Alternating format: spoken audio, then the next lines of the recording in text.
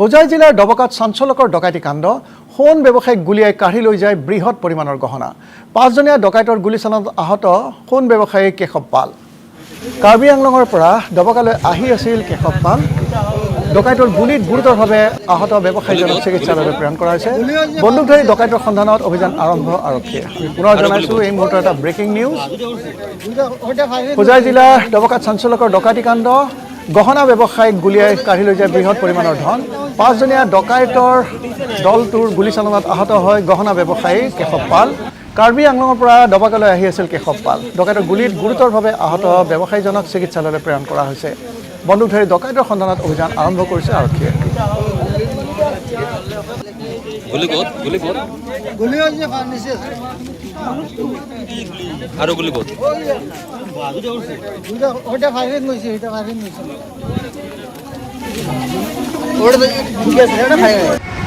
মোৰ ভাইটিক বোলে ডকাইতি ধৰিছে এই সজ্জতাৰ ঘৰৰ।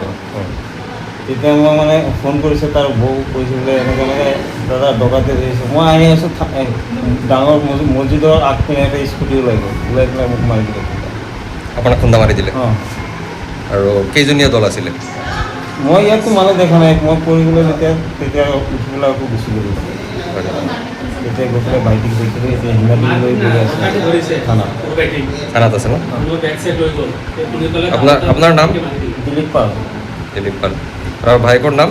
কেশৱ পাল। কেশৱ পাল আমাৰ সোণাৰৰ দোকান দিয়ে, কাঢ়ি চাৰি লৈ গ'ল। সেইখিনি গম নাপায়? নাই, বেগ লৈ গ'ল। বেগত কি আছিলে? সোণ ৰূপ আছিলে, টকা পইচা আছিলে।